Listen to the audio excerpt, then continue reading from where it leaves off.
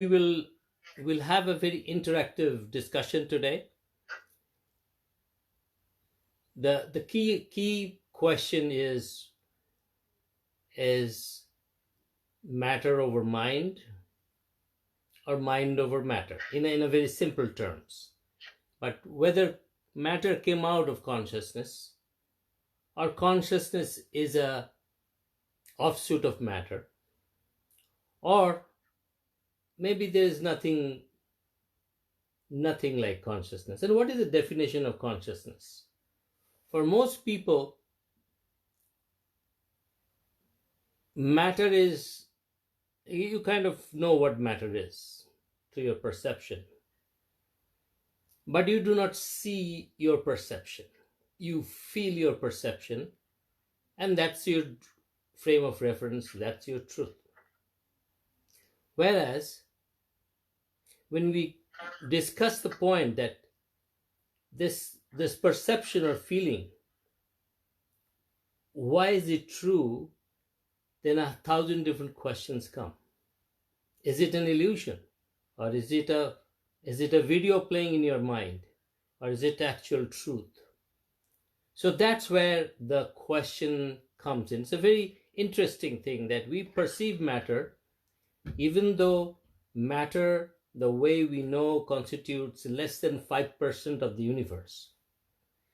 And you know also that there is a huge amount of dark matter which passes through us, but that exists. We cannot perceive it. So despite our limited sense organs, despite our limited and in fact very limited capability to understand the universe, we take it as it is, and a whole bunch of theology of materialism has come out, which thinks matter is the foundational thing. If we're not, my apologies today. We just started a little late because of the previous classes and all that, and we had a long session before, 4.5 hour session with CHT group. So yeah, we are all set now. So what I'll do is, the first 15-20 minutes I'll do a dhyanam on creation, and this is something I'm trying it out, so you may like it, you may not like it, but so I'm going to try that. And then after that, we are going to open up the floor. I'm going to give a framework of discussion, the different models of our existence. One is the model based on consciousness, and the one is totally materialism. And there are hybrid models in between. So we will discuss that. We will question each other, and you are more than. I'm of the group which believes that consciousness is superior to matter. But I know a lot of people who just doesn't believe that, and they have their point of views, and some of them are very brilliant people. A lot of them are very good scientist friends of mine who probably can, shred my logic into pieces. But that's the stand. That's the stand I have taken, and I would like to have this an overall discussion. So with that, let's take a couple of long ohms. Inhale.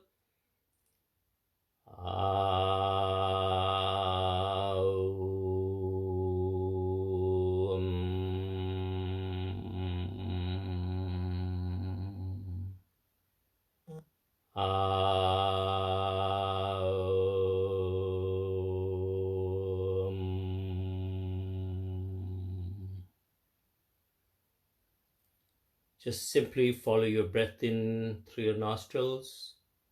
Inhale and exhale. Inhale and exhale.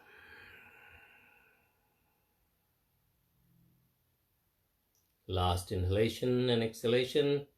Deeply inhale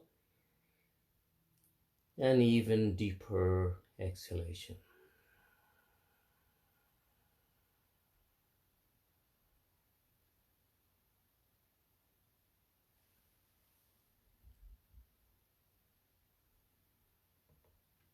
Eyes closed, smile on the face.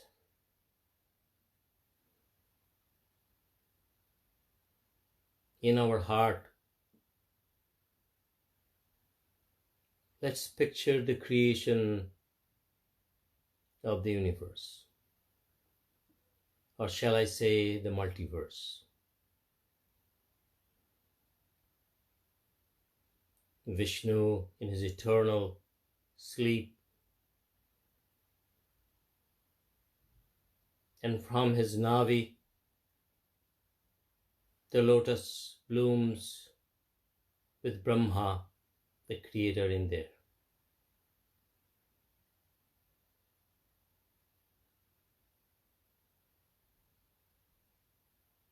According to the traditional calendar, it's trillions of years old. We are, if I'm not incorrect, we are in the 50th year of the life of Brahma. And the whole cycle is about 311 trillion 40 billion years.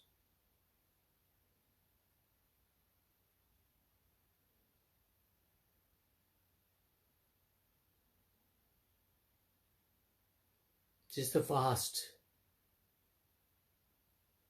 expanse of space and time,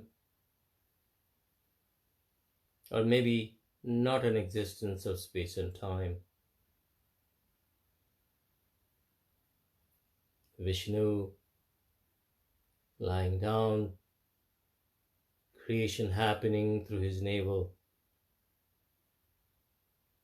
Brahma, the creator.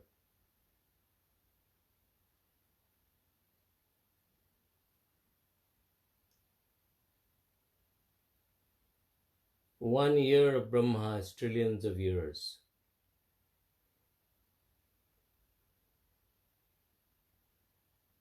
Brahma's lifespan is 100 years.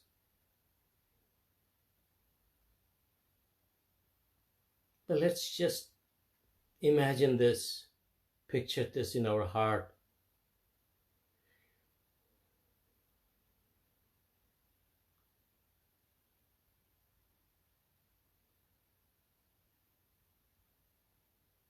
And then within this large framework, at certain point,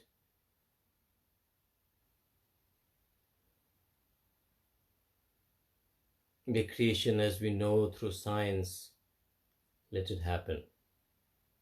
13.8 billion years back. From a deeply concentrated universe, there's an explosion. The four fundamental forces emanate, and the universe starts expanding.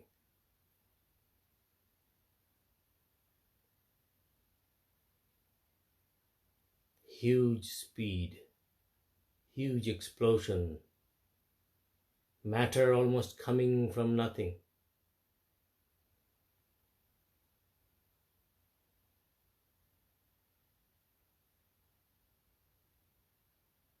And then about 6 billion years back, something called Earth appears.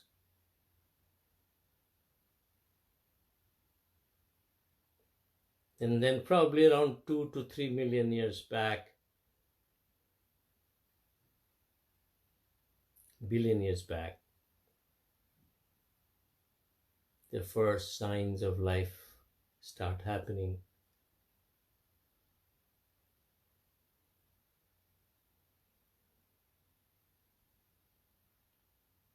Just make a flow of imagination through your mind. Eventually, man appears, and the first man about between 60 to 80,000 years back, somewhere in Africa, starts manifesting, showing up, telling the universe that I have come, and then the journey starts.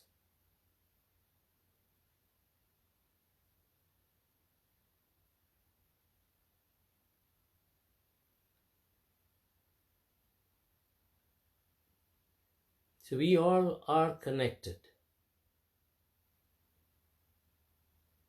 Whether it's trillions of years and its manifestation maybe 13 billion years back, or whatever,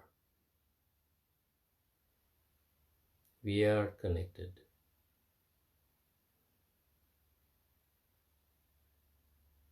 As you know, the nebulae, when they clash, they emanate rays of iron that eventually get absorbed into creation, into living creatures.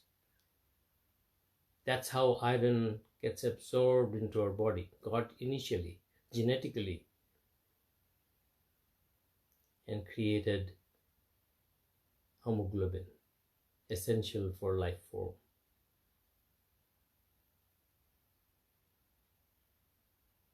Oxygen got created, plants got created, water came, a perfectly balanced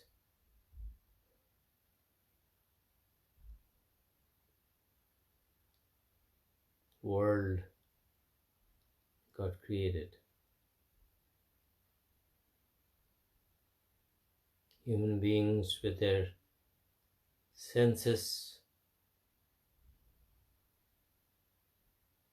and higher intelligence finds her place in this universe. And the exploration starts.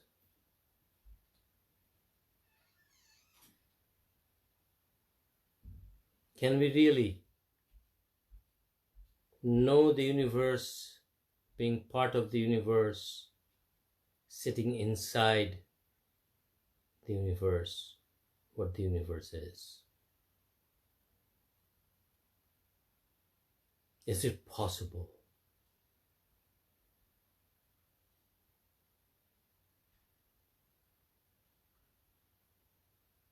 Or is the only way to somehow get out of this trap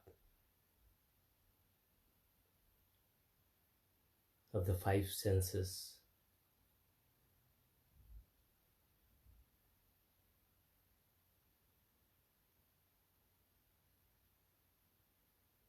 And be an observer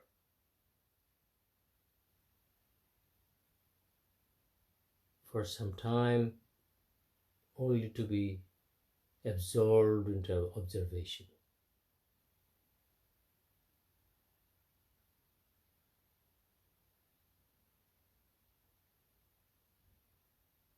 So let's take a couple of long deep breaths as we explore this equation. Inhale and exhale. And inhale and exhale.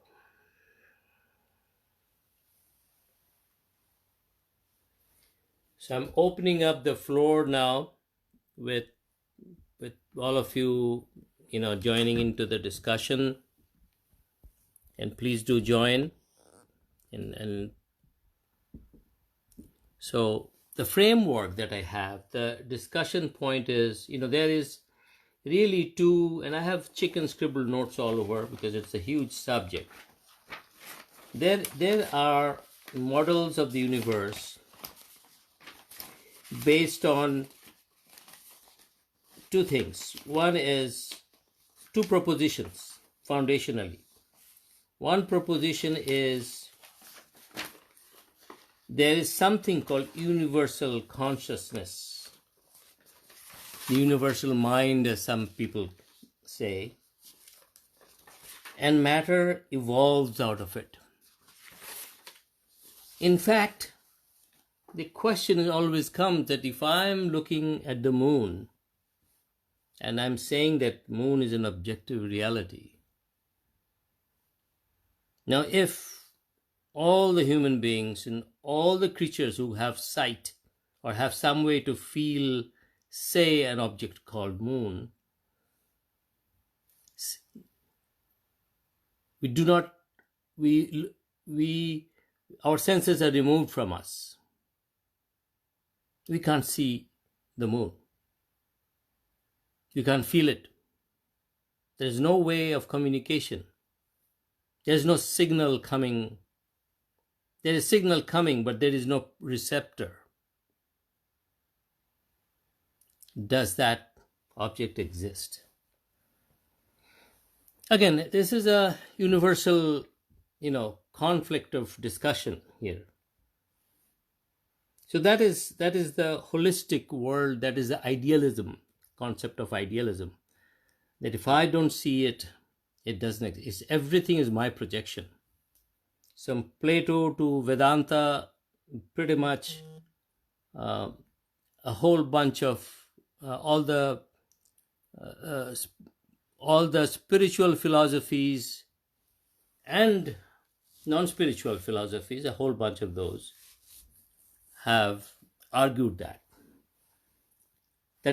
I am seeing seeing somebody, so there is something coming, a signal coming from here to my mind, to my eyes, to my, eventually my brain is processing the signal, and I'm seeing a vision. Now, is that vision? So what is that vision? It is creating a whole bunch of feeling in you. And again, different living beings see things very differently. I'm segmenting that out. Even within human beings, we will see differently. There is a condition. There are 4% people have synesthesia, which means the input devices, our sight, hearing, smell, touch, there are 4% of human beings who have this all jumbled up, and they see world in a different way. I'm discounting all of that. I'm saying that when we are seeing this, there's a signal coming from there to a signal coming to here, and I'm somehow processing it and having a vision. Is that vision, what does it mean? So that's a foundational question. A materialist will be, well, the object exists no matter what. There is an object there, and we are seeing it, and you are seeing it because you are conscious, because you are aware. So to most of the materialist views, consciousness is just a mumbo jumbo of neural signals that are emanating under certain conditions, and therefore you are seeing that. And your feeling is just an impression of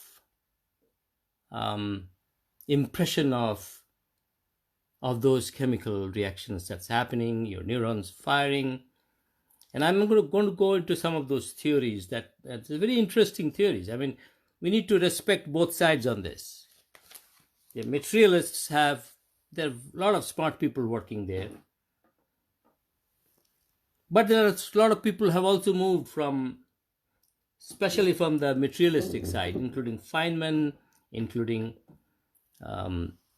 our famous Einstein, Niels Bohr, of course. He was very much influenced by Eastern philosophy.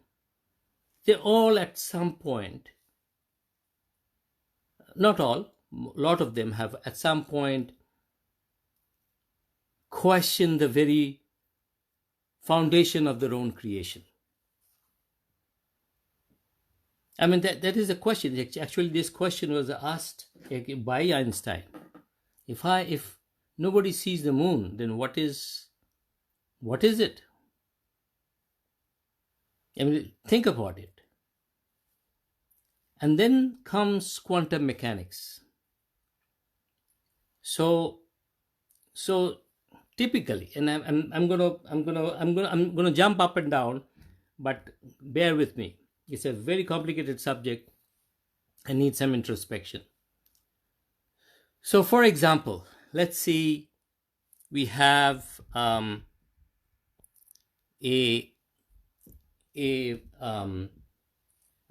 you go into the quantum world. You have the atom. Within that, there are electrons, and electrons are actually, and there's a whole bunch of theories, uncertainty principle and all of that. They're possibilities. They're like cloud. We hear about cloud computing. They're like cloud. They're not points. They're not matter. Yes, they have charge. Yes, they have a little mass, but still they are not charged. They exhibit both wave-like property as well as matter-like property.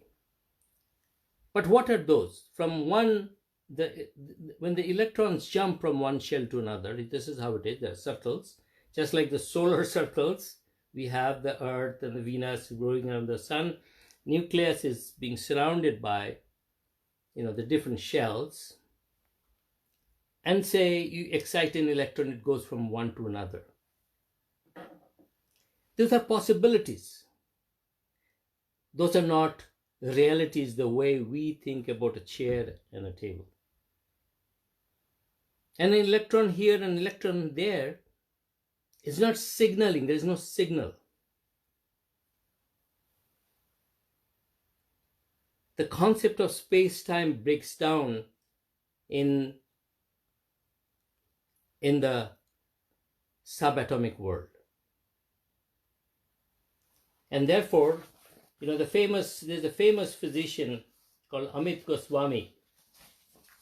And I was reading one of his articles. He is stating that this space-time barrier is broken, the subatomic, and things move at higher speed than light. So basically what that means is there is no space, there is no time in the sense we believe in it, we see. So the realities have been moved, have been taken out, and possibilities come in. So we are moving into a world of possibilities, and with that possibilities come a few properties, like electron has entanglement. So you could have there are pairs of electrons which are entangled with each other, and they behave very coherently, even if they're billions of miles away. And that has been proven in lab experiments, this entanglement theory. And Amit Goswami was also talking about meditators who have been put in Faraday cages, which means that you cannot transmit any electronic signals out of that cage. And one meditator meditates, he was shown a flash, he was meditated, had an intention right, and then shown a flash of light. And to the surprise of all, the other meditator miles in a Faraday cage, so there is no electronic or radioactive or radio transmission through the ether. And that other meditator had similar EEG when this person saw the lights. So here there is an entanglement of some kind, and the entanglement is devoid of all material stuff. Just like electron to electron communication is the communication between two possibilities, and it breaks down space-time barrier. It travels at a speed of light, at greater than speed of light, which means space-time barrier. Einstein's foundational principle breaks down. So we are talking about instant stuff. And throughout history, throughout our and all cultures, we have found that people can communicate instantly with one to another. There are a whole bunch of cases, of telepathic transmissions and things like that. But that's just a very raw example. So there is a way of transmission of signals, transmission of possibilities and the existence of them without signals.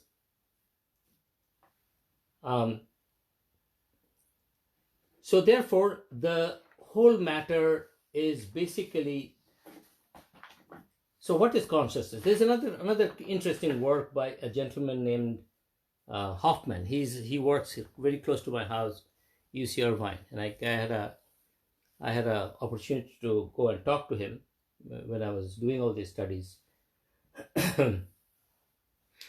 He thinks the whole world is like the computer screen. The whole universe is like the computer screen. And we have icons over there. We are like icons. And you can delete an icon. That doesn't mean that the icon has deleted or has gone away. So what we perceive as deletion is really not a deletion.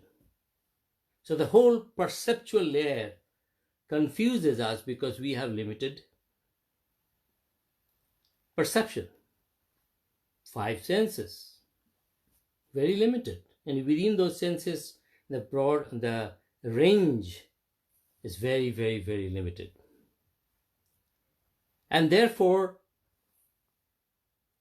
we do have with this limitation in mind, it's hard for us to conceive the wholeness, because we are part of the whole. We are one of the icons. And therefore, what he talks about is he believes there's a foundation of consciousness already there. There has to be a conscious foundation. And within that, what he constructs mathematically is a triangle of consciousness and physicality and a few other properties together. And those represent a certain reality in the point of time. So those are like possibilities again. So the one is a reality, one is a possibility. And therefore, and he says, I'm using mathematics to prove that I'm wrong, so that people can prove that I'm wrong.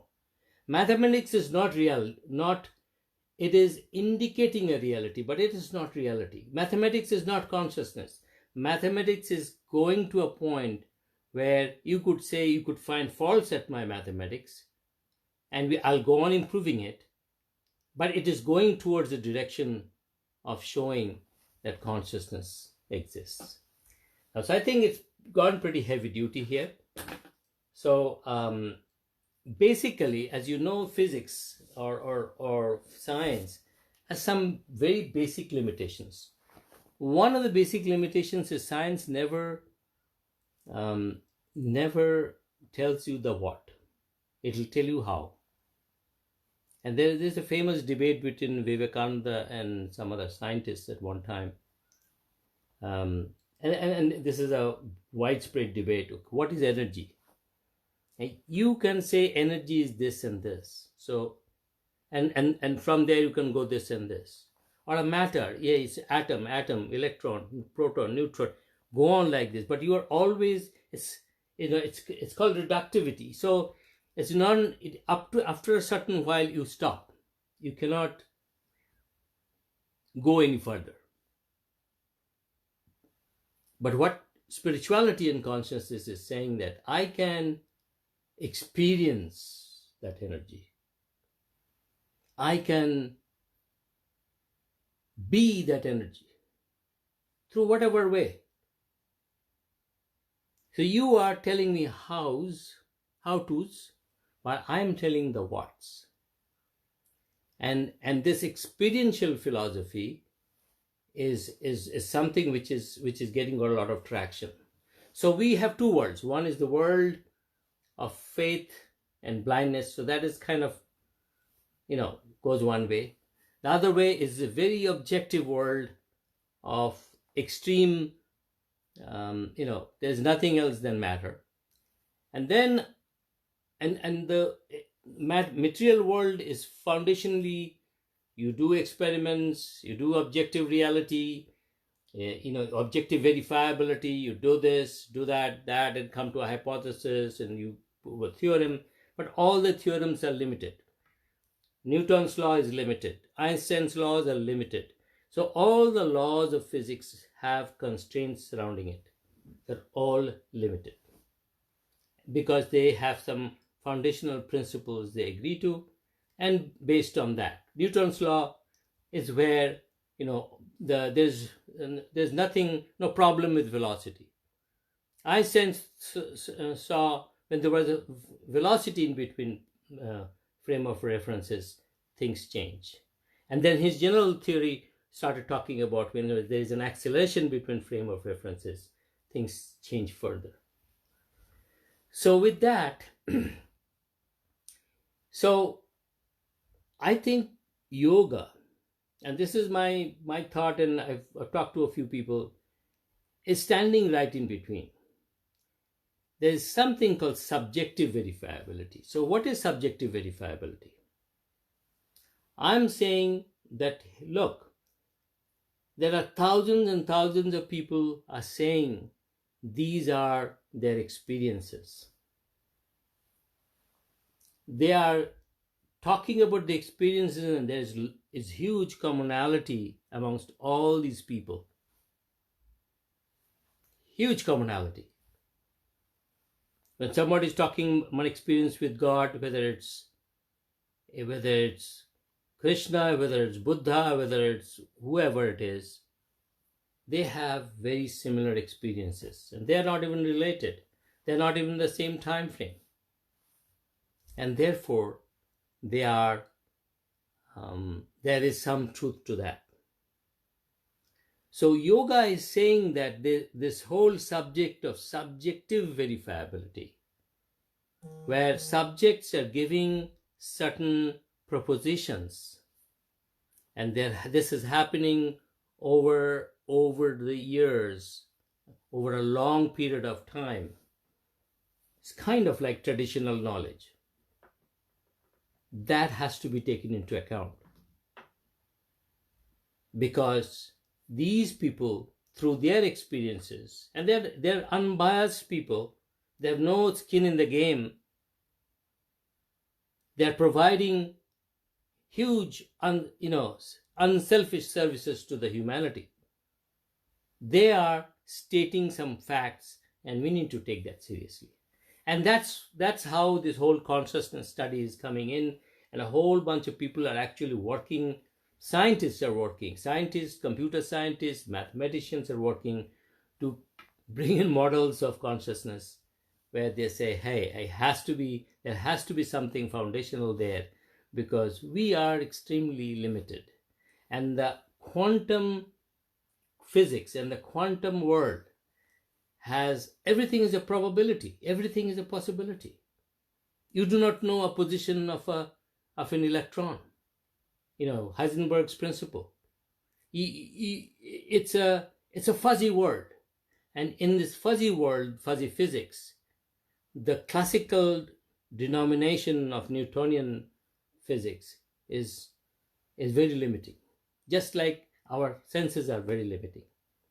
And when we broaden our senses, when we can see from the eye behind our eyes, the ear behind our ears, the mouth behind our mouth, that's taste, the heart behind our heart.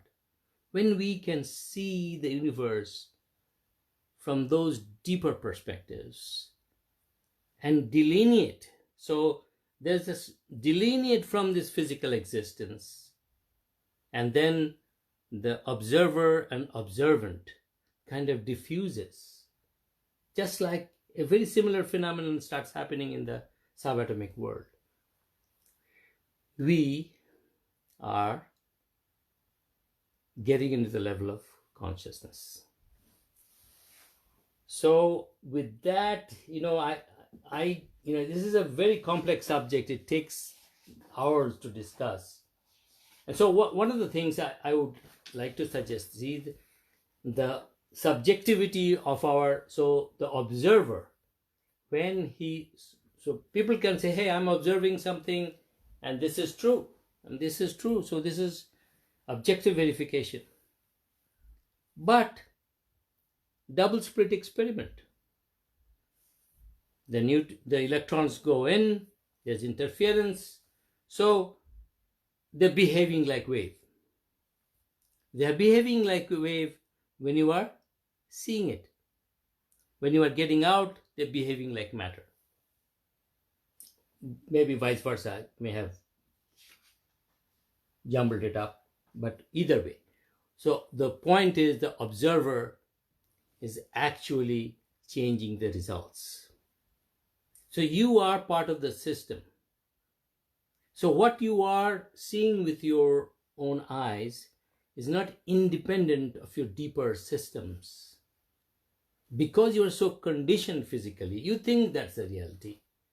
But it may not be the reality, just like the double slit. In fact, the double slit experiment, even Feynman and others have said, we don't really have an answer to this. I mean, there are a whole bunch of physicists have said, we really don't have answers to a lot of these things. And they have actually referred to Eastern philosophies, some directly to Hindu scriptures and texts for answers. So the fact that, so there are two, three different things. The fact that subatomic world is a world of, probability and possibilities, where space-time equations, the way we think outside in the macroscopic world hold, they don't hold. When observer actually is shown to influence the observation, as in double slit experiment, and when our intellectual experiences with the physical world is always approximate, always in reference to others, we do not know the whats, we know the how-tos. Science knows how-tos very well, otherwise we would not have proceeded. We know exactly how to calculate, we know what it does, how it works, but we do not know what it is. And after a few layers, it just stops. I mean, I had a lot of discussion with my physicist friends here, and they will divert the attention and say, well, it's not an important question. It's not an important question if what energy is. As long as we are using it, as long as we can harness it, as well as we can calculate it, what does it matter?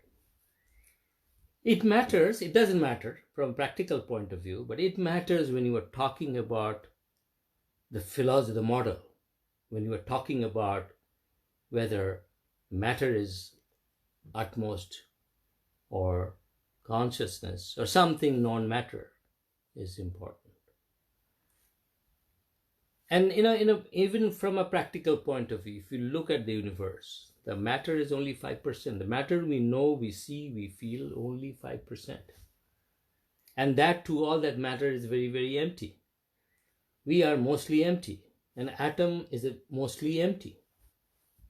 The electron and the proton takes a only tiny little spot. So the whole world is kind of living on a perception. And the perception is such a grand illusion that it looks very, very real. It's like a magician, master magician, showing all those tricks, and we think, yeah, you're absolutely right, these are true.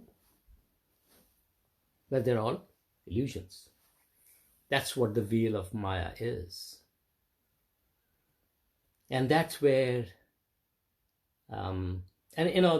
this talk, this talk is very well done when you do in a group setting face to face. Very hard to do over the internet because I cannot see the feeling and talk that naturally. It's a fascinating discussion. I have a lot of material on this. I study this on my spare time, whatever I have. And I do have a background in physics and engineering and science, as well as yoga. So this is like, it's a fascinating subject to have. And I believe, and after I talked to Don Hoffman of UCI, what he is saying is basically Vedanta in terms of mathematics. Conscious agents. He actually has formula. Put together a formula with matrix and all of that and say, hey, you prove me wrong. I know it will be proven wrong because mathematics cannot describe the infinity. But I want you to prove wrong several layers so that we can get closer to the answer in a very pragmatic way. So that is one approach. And the other approach is the approach of all our rishis and sages, the experimenters of spirituality, who have said, hey, I know what it is. And that's it. It is. And of course, there are a lot of people who are in the hybrid world. So there is a group of people, and let me check the name. Penrose. Penrose is a very famous guy. Penrose and Stewart. He has a view of orchestrated objective view. What he says is, in the brain we have neurons, right? And the neurons have this action. And within that they have this microtubules. It's an interesting thing that there are also a lot of people have contend that those are our nadis. These are very fine tubules. And realization, perception happens. And then when the wave, there is a wave perception, and then the wave collapses into matter, that's where people get their perception. It's a complex equation. The collapse of the wave function in our brain creates perception.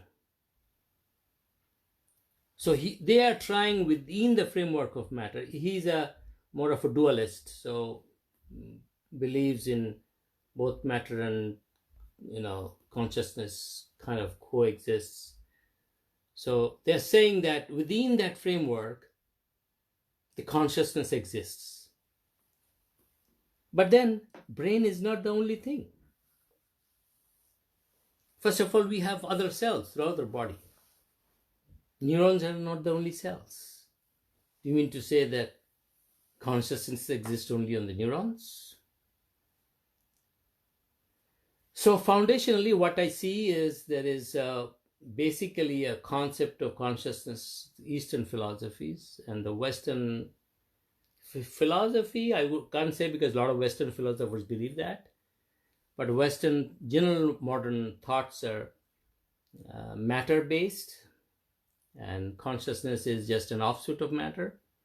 And oftentimes they confuse the consciousness as a localized consciousness, which means like a jivatma, or some people even are more crude. They think consciousness is just awareness.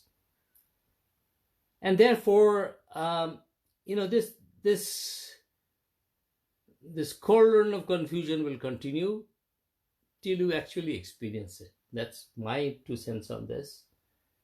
But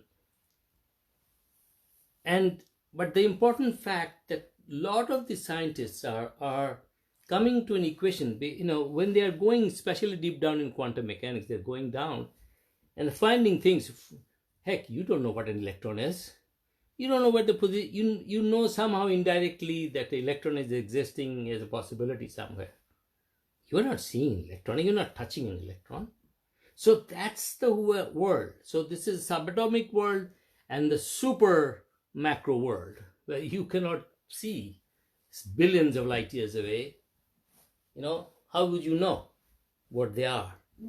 These are the two extreme spectrums are where our limited knowledge of the world is being tested. That's how I look at it.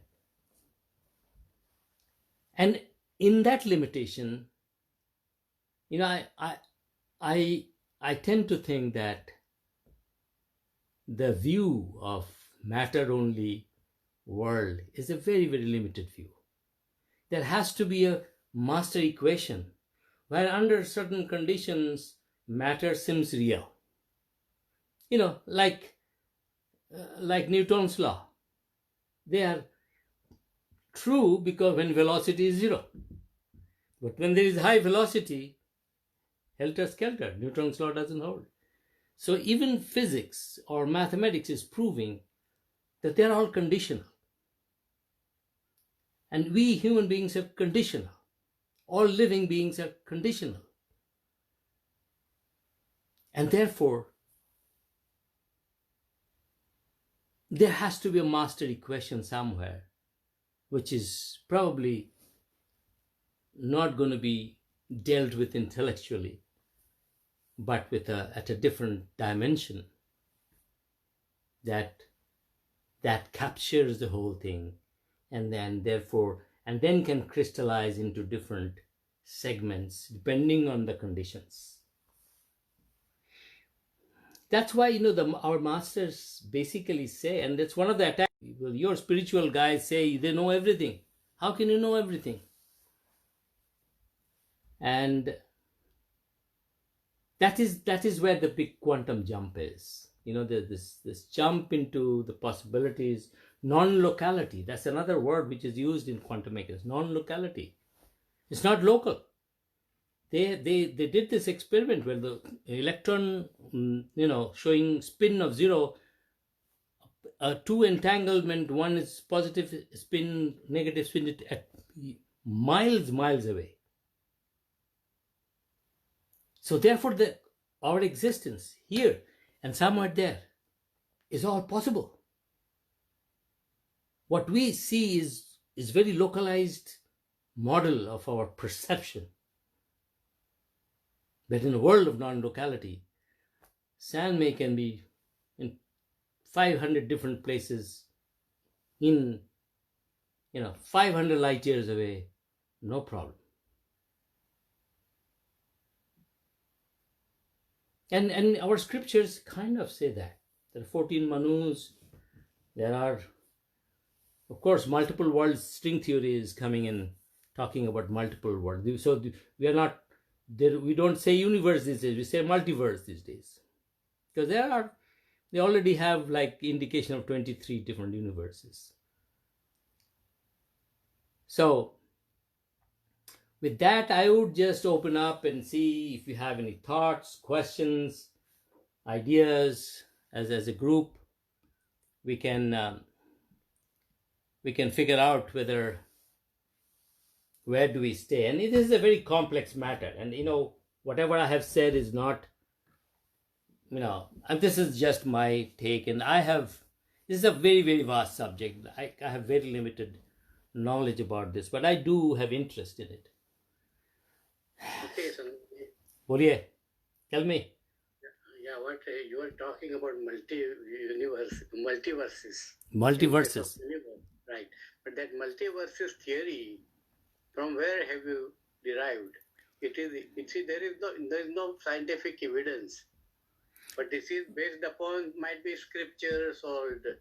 No, this is a string theory construct. These are all theoretical equations. That they are predicting in string theory that there are multiple universes. There is no proof. These are not proof. Lot of mathematical models are yet to be proven. Like, for example, even Einstein, when he came up with his general relativity, they had to wait few decades, actually 20 years, to get to the right time and place where to figure out whether light will bend under gravity or not.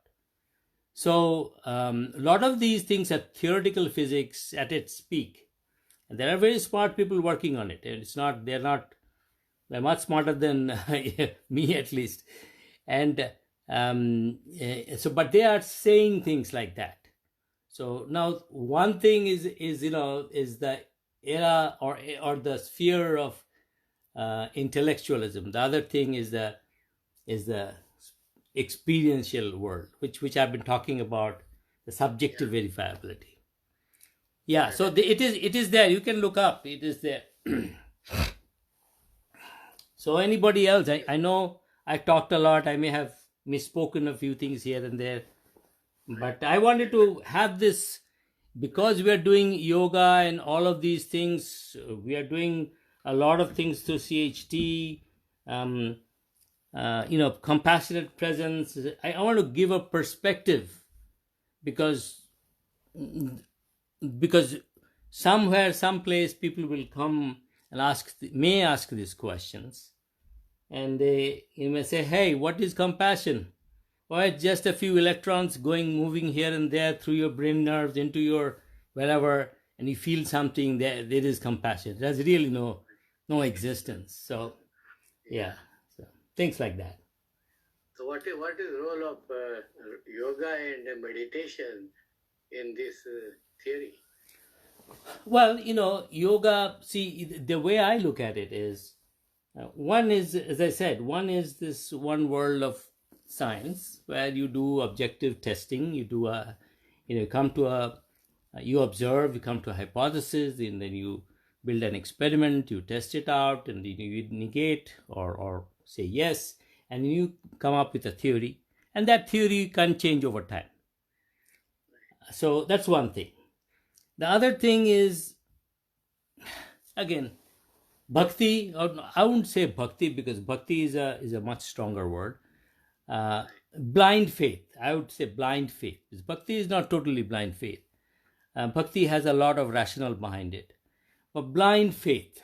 So I believe this, and that's it, and it may not be God-centric. It could be anything, a blind faith on anything. So that's one extreme. So in my mind, yoga fits into a place where I can take the objective verifiability. In fact, there is a yoga test, how you do yogic evaluation, yogic hypothesis testing. A very similar, but instead of this random control tests with 400 different people and a control group and random group and experimental group, it could be an individualized experience. And those experiences could be codified or structured to a certain way. And therefore, the experience of Buddha, the experience of Krishna, the experience of Swami Vivekananda, Ramakrishna, or Ramana Maharshi, you could take those and see, if you look at their lives, they also came up with a hypothesis and tested it in a different way. It's individualized. It's probably a case study. It's an individualized testing, but they also validated and tested a different way. And then come, so I'm calling that, and it is actually called in literature subjective verifiability. And subjective verifiability is what I'm saying is objective verifiability is not the only way of looking at the world. Subjective verifiability. You have to give credence to thousands of prophets, thousands of people who are saying that, hey, I have seen the other, and there is a higher other there. You have to give some credence to that. And I'm saying it's not just blind faith, or it's not, oh, my guru does this, so I'm this. No, there is some logic behind it. And if you look at the experiences of all these teachers, they have so much commonality. And maybe someday somebody can actually put it together in a book like that and show that how these experiences, stage 1, what Buddha went through, stage 2, what he went through, just like a scientific experiment, but in a subjective realm can be done. Yeah, and it is different time zone actually. Yes. I mean, there are a lot of variabilities. Yeah, so anybody else? I mean, I want to have a discussion. I mean, I want to really have a discussion. This is a subject which is very, very important to me. I really like it. I think it's. So you could unmute yourself and throw out a question or two or a question. And I have not even scratched the surface today. I have all and took notes from different places. I've read. So there are few things you can look at for your own study. You can look at Don Hoffman's study. Don Hoffman. You could look at. What about David Charmis that everybody keeps talking about at NYU? You know, studying this whole consciousness thing, and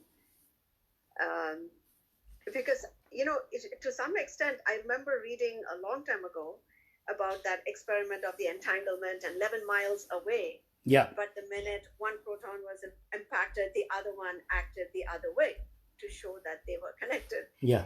And I also had read, I think the Japanese had tried to do this thing about Yes. They were able to prove that when you observe it, it changes the way things act. Yes. And it does seem to tie in, like when we say sometimes, like I think, if I watch, I mean, maybe, but I feel convinced, like if I'm watching somebody going on a bike and they're going on a ledge, which seems sort of dangerous, I kind of have to tell myself, don't think even that they are going to fall, because it might just impact them in some way. Yeah. In Bengali, if you guys can put your pictures on that way, it will be good discussion. Unless you are in a shape that you cannot show yourself. So one of the things is, in I'm sure in all languages it has. In Bengali we call যেখানে বাঘের ভয় সেখানে সন্ধে হয়, which means if you are afraid of the tiger, the evening will come. So it's, that is one of the things that our projections cause reality. I mean, Amit Goswami, he's a very famous guy. You can look him up. He is saying that we create our own realities. Deepak Chopra is saying the same thing. We can, if we know how to tap into the universe and the universal intellect, and go into that basically Amit Goswami is telling in physical terms, if you can go into that non-locality, then space-time doesn't matter. In our scriptures also, space-time vanishes at some point, and the kala goes away. And this whole thing about our constrictions, look at it. What is time really? I have never figured out what time is.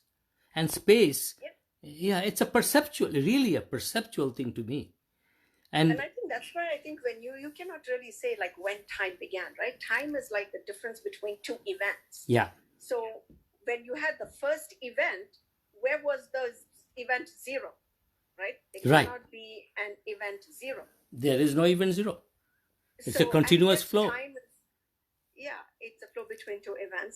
But I mean, personally, I think. Well, Chalmers, you were talking about Chalmers. Chalmers talks about the hard problem of consciousness. Consciousness, So, I mean, he believes that consciousness is a given, or he's not that. Yes. So he is saying that, look, I mean, you are looking at a sunset and you are having a certain feeling. Yeah. How do you attribute to that? How do you define that? That feeling that you have. So what he's saying, the science cannot explain that. I mean, you can talk about chemical reactions here and there, but at the end of it, supposing there are chemical reactions, but at the very finite end of all those reactions, the picture of something that comes in your eyes and your sense and makes sense to you, how does that happen? There's no answer real to that. In Markandeya Puran and other Puran, what it tells that when you are in a dream state Yeah. and the dream starts, in the dream state, dream start, similarly, Yeah, now I the can dream see you. state, I had light. In dream state, dream starts, similarly, like a lightning, the thought and the birth starts. Because they will ask how the creation comes. So it's like a from avyakta to vyakta. That's how the Purus and Prakriti define. So it's like a, and then it takes, very clearly tells, a vyakta and avyakta. In vyakta, like a Prakriti is completely balanced. What avyakta does is like making an unbalance in the vyakta, and that's where this whole thing springs Starts. from. Lightning, like light. Yeah. So it's like if you have a neutron, positive anode and cathode, everything positive, negative charges, and if you make an impurity, and just the conduction will switch. Yeah. It's yes. Yes. Namaskar.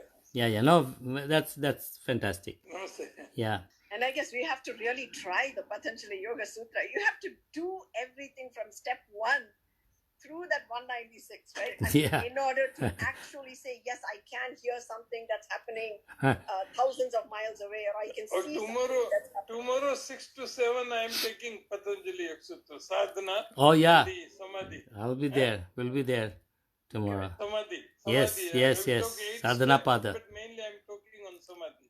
Fantastic. That'll be great. Namaskar. Great talk. So again, one of the I go to these conferences. So this one conference, they were talking about how to measure the dharana state and dhyana state, and then we started talking about how do we measure a samadhi state, and everybody started saying, how do we really measure it? So these are, this is the limitation of science. It's like science, all the scientific tools, we always say, oh, this is scientifically proven. Even, all these protocols we do in yoga therapy, this is all scientifically done. I mean, we can look at it and poke holes into a lot of this. First of all, there's a lot of corruption in science, just for the heck of it. A lot of the studies they do, even in some reputed universities, are not 100%. I mean, the way it should be done. I'm not saying they intentionally doing it, but there are biases within science, and I have some examples of those biases that I've collected over time. That people do get biased in their own. Even Einstein's theory. What I hear is, and I don't have the reference in front of me, when that bending of light across the sun, and they had to wait for the solar eclipse, he predicted that. Apparently, there were some data issues there. And so it either didn't bend the way it's supposed to bend, but people got biased and tried to fit the data into the theory. So those things apart, science has some inherent limitations, and all these master physicists, they understood it intellectually, and through their sadhana, I'm sure they have reached at least the level of dhyanam, and they have found that, hey, I mean, really, I mean, what is happening here? All the laws we have learned so far, the real world, in front of my eyes, my mathematical models, in my experiments, are saying they don't hold, especially in the quantum world, or in the big cosmos world. So therefore, people are questioning that. And still, there are a lot of scientists who would not agree with you, and they are smart people. I have gone into a lot of discussions with them and arguments with them, and they don't have an answer. The what answer they don't, and a lot of scientists agree with that. Feynman himself mentioned that in one of his statements. There are other words, Schrodinger and Albert Einstein also in a way. Niels Bohr was totally, he was totally Eastern philosophy oriented at some point in his time. So, it's interesting. I mean, all those experiments, when you watch them, even if it seems like, okay, you're getting a hang of it somewhere, you can't talk about it afterwards. It's a little harder to, to kind of, but bottom line is, whatever it is, like this individual, like you're talking about, just like even in science, we are coming out to, in treatments, right? You're saying everything has to be personalized. right. Right? That it's very personalized. Right. So all of this will only work for so much, but ultimately it comes to that permutation and combination of that individual Yeah. And interacting with You- the permutation and combination outside. you are so right. In fact, I was, I don't know whether I had some very rare conditions for which I was doing my yoga and other things, and I was going through some very smart doctors, and one of the doctors, I was saying she was into integrated medicine, and she believed in Ayurveda, yoga, everything. So she told, we were asking him, when you develop a drug and you are doing all these cohort studies, how it is customized? Isn't it a contradiction by itself, internal contradiction that resolves into a total ambiguity? Because how can you customize something when you are doing a randomized controlled study of hundreds of people over 10 different zones in the world and saying, hey, this drug works? So that's why our old medicines, Ayurveda, Siddha, and others, have this issue. I mean, they work for individual in a lot of cases, and it's also dependent on the Vaidya. The observer and observant comes into play. Their individuality comes into play. It's highly complex. Modern science is good for mass production. It's a difference between mass production and an art of work and a creative handicraft, and that has to be understood. But at the same time, what I'm saying is, we people who believe in this world, and a lot of people like us, are building a model which is this subjective verifiability model, which is taking, okay, science, you don't understand my language, so I'm taking your language, I'm taking your math, and I'll be proving to you that what you are saying, that matter is the ultimate, is wrong. So that movement is happening in a lot of different places. I see that there are a lot of people, very smart people, working on this. No, the thing is, I think, even science means that you have to be open to all the ideas. Yeah. If you're truly of a scientific mind, you have to be open to all ideas. Yes, that is one of the foundational characteristics of science. Universal is you have to be unbiased and you have to be open. But science doesn't become like that. Science gets into trap. Also, in a way. And I'm saying is, I'm not saying that happens. That is the nature of it, but it happens also. And science has its own bias when it comes to come to this equation of matter and consciousness. I see that all the time, though. I think Anyway. Yeah, it's a big discussion, philosophical discussion. No, it was very interesting. Thank you.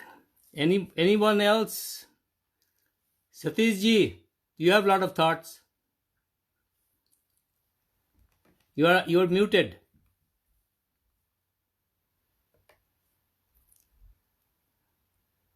I have to unmute him. Unmuting. Okay. Say. I'm simply picking up nuts and bolts of because basically consciousness is one thing. It's not divided into bits and pieces. Just like water from the ocean, whether that water in your body or in the droplet of the rain, There is no difference. Yeah. When you say bits and pieces of consciousness, my consciousness, his consciousness, it's all rubbish. The whole thing is the whole consciousness is one. In the whole world, all consciousness is one. How you define consciousness as different, but the whole is all one. We can't shatter into bits and pieces. No way. I don't. Yeah. My Anybody else has any other comments?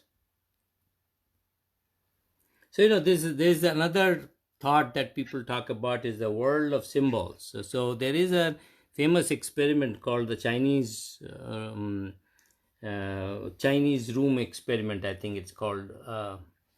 So what that is, basically, you give an input symbol, a Chinese symbol, and you want to make some meaning out of it, and you giving an output symbol to maybe 2 dialects of Chinese. And it could probably be between any languages. And the person doing it is taking the symbol, going to the dictionary, finding a or lexicon, finding the corresponding symbol, and giving an output. After a while, he gets very efficient with that. And so the guy on the output side is thinking, this guy really knows Chinese, all these dialects of Chinese. But they are not. So our scientists or the whole phenomenon of science is to a certain extent that we are doing a whole bunch of things, making it work very efficient, but without really experiencing it. And that's where comes, the whole study of consciousness, where you are not only this, you are really understanding the meaning and then giving it out. So that's the foundational issues with which is all called the world of meaning and the world of symbols. The world of symbols is the world we live in. The world of meaning is the world of consciousness. That somebody, actually, Deepak Chopra said once, and I'm going to quote this here, is his second consciousness is all theories are conceived in consciousness, experiments are designed in consciousness, observations are made in consciousness, and the whole science is an activity within consciousness. Yes. Which is exactly, I think I've also heard it said that the negator cannot be negated. Right. Correct. But we'll use everything for now. Yeah, you will. Let us be good, smart yogis. Yeah, but the experience differs from person to person based upon what consciousness level is. Yeah, true. I'm sure there are multiple variations of these experiences, but they also have a lot of commonalities, and so anyway, one thing I understand, that our senses are 5 senses, our all these indriyas and all the tanmatras and everything are very limited. Obviously, it's very limited. I see my dog. I see how limited I am in terms of hearing and in terms of feeling. So and that goes. I mean, there could be so many other senses, right? But there was actually a discussion I was looking at where they were talking about very small creatures who don't have eyes, who don't have hearing, but they are feeling the world through their touch and their through their mouth, and so they have a different world of senses around them. It's very important. It would be an interesting observation how they feel the world around them. Ants cannot or a lot of these worms do not have a 3-dimensional concept. And we have 3-dimension, and we think about 4-dimension. So a universe which is probably nth dimension, which is, there are multiple dimensions of, that's also comes out of string theory, n dimension space. How are we going to conceive that? We cannot. We are too limited. And therefore, there needs to be somehow this non-local quantum jump to get hooked up to that power, to that source. Anybody else? Anything? I'm just saying if I missed any very good quotes or anything. I think I have more or less. So non-local communication is important. Speed greater than c, where space-time breakdown is important. You talked about the Faraday cages and non-locality, and entanglement is very important. So another thing that I learned is, the physical world, even this world has some kind of anomaly. So just like, it's an interesting concept. So for example, the subatomic world is a world of possibilities. You do not have an electron per se, but you have a probability of an electron in that particular formation or whatever.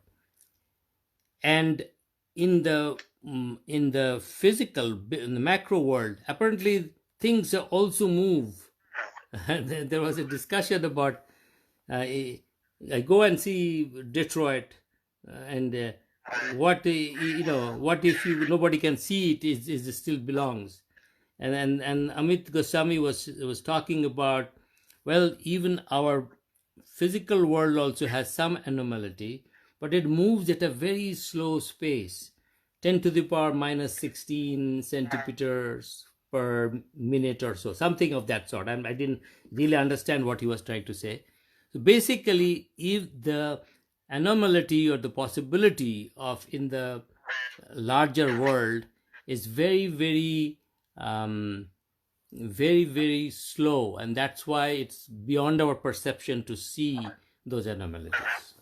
So it comes down to foundational, we are very limited, and our science, our logic, our thoughts are quite limited, and therefore we need to be very humble about what we are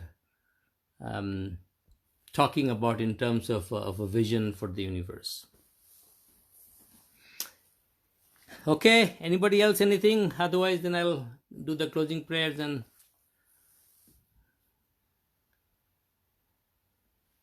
I wanted to do this creation meditation, but I didn't have the time, and today, we had a long meeting with CHT. I didn't have the time to put it all together. Maybe one other time I'll have maybe a part 2 of this, with more specificity. I'll go into 1 or 2 aspects other than general introductory kind of thing. And that I created this creation meditation. I had done it in the past, but I was not totally ready today, so it didn't probably click that much. But I want to do it. It's a very, very profound experience if you can go deeply, think through, trace yourself back into creation time, at least whatever your perception of it is. Okay, anybody else? Any talk, any comment? Babu Gandhi ji, theek hai, everything? Babu Gandhi is present everywhere. No. Omnipresent. You are omnipresent. Okay. Jai Guru. Jai Sri Ram. Jai Sri Ram. So we'll close the session. So let's. The subject is very vast. We cannot cover in 1 hour. No. There is no end to it. It is boundless. Yeah, it's a lifelong journey, but we will do. I like to do these things just to, have people thinking, and also have my mind start thinking, because sometimes my mind stops thinking.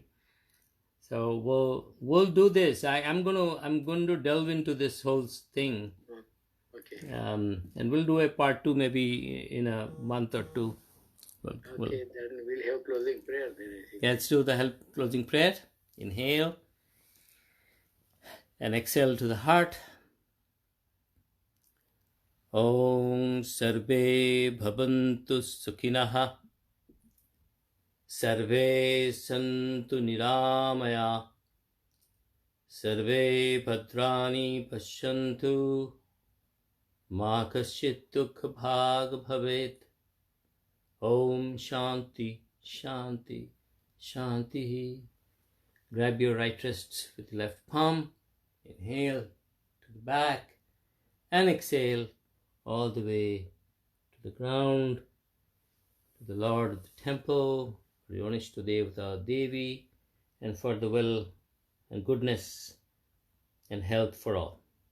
Thank you very much. Thanks for joining. Thank you, sir. Thank you. Samaji. Thank you. Thanks, Satish Thank ji. you all for joining. It was a good experience and good discussion. At least we started thinking about some direction. Yeah, it just triggered some thoughts, hopefully. Tomorrow, I think Babu Bhai's class would be interesting on the Samadhi Pada. Yeah. Thank you, Bhaiya. Thank you. Thank you.